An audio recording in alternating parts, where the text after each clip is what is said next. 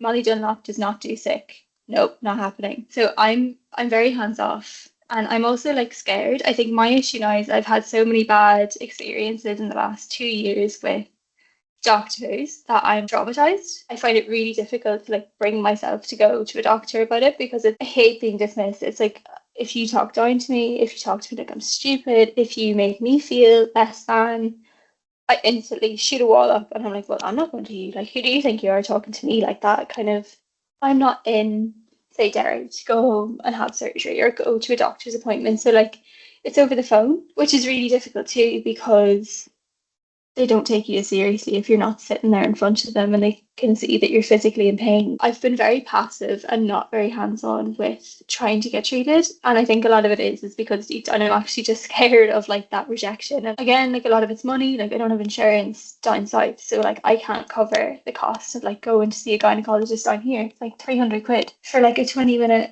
appointment where you're just going to go around in circles. You can't get a GP in Maynooth right now. They're awful. Yeah, I need to be more proactive on getting a salary increase soon, so that should help. Even just down here to keep an eye on things. But yeah, I find it very hard to like be proactive and be like, yeah, I'm gonna treat it. So when I get a flare up, I'm like, oh, this is horrific.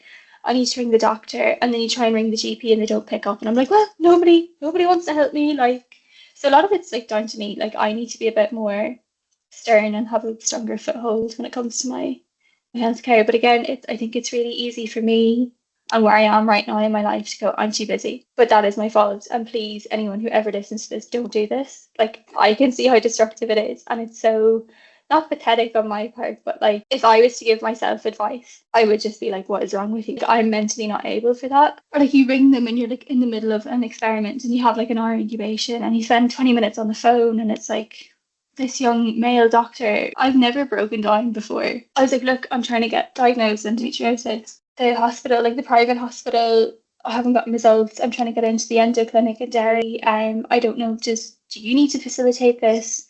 Either way, I want a referral to go back to the private consultant. And he basically was like, for endometriosis, you just need to get the Mirena coil. And he listed off all so the Mirena coil is used for painful periods, heavy periods, blah, blah, blah, blah. And I was like, okay, but it doesn't fix the problem. It doesn't fix something to remove it and then treat it. And I was like, look, I've developed new symptoms since last seeing this doctor. Sorry, I have like cysts rupturing left, right, and centre. It's like fireworks going on in my tummy. Like I have a cyst that ruptures when I ovulate. So it's every month. And then I had one that was quite big. It ruptured last year. And that's initially why I ended up going for private healthcare because I couldn't get an ultrasound. But I was bleeding for like 8 weeks and nobody did anything. GPs didn't do anything. Like they didn't react. We have a history of like endometrial cancers in my family. Like I've had 2 cousins that have died from it. So I have all of these symptoms. Can't get a smear, can't refuse to do it because I'm not 25. I've had a lot of issues in the last year and a bit trying to get treatment. But yeah, sorry, back to this doctor. So then I was like, look, I can't pee anymore. Like it's really painful. Like I have to catch myself. Like I'm nearly fainting on the toilet. The other end, like to be graphic, it feels like I've got a smashed light bulb up my ass. It's horrific. I can't sit down. Like if I sit down too quickly, I'm like, oh, I have to jump up off the chair.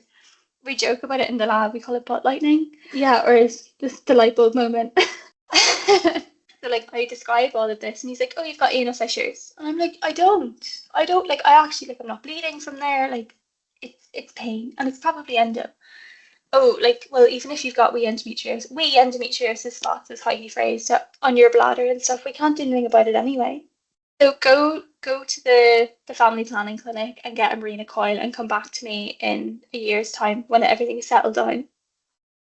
And then I'll refer. And then he refused to write a referral letter to the consultant. I wanted him to put everything in a letter to the consultant rather than me self-referring and just going and booking an appointment, because then you spend the 10 minutes of the appointment going through his checklist of symptoms, where if it's in a letter and he has my records, he can see it and go, okay, right, this is what we're going to do.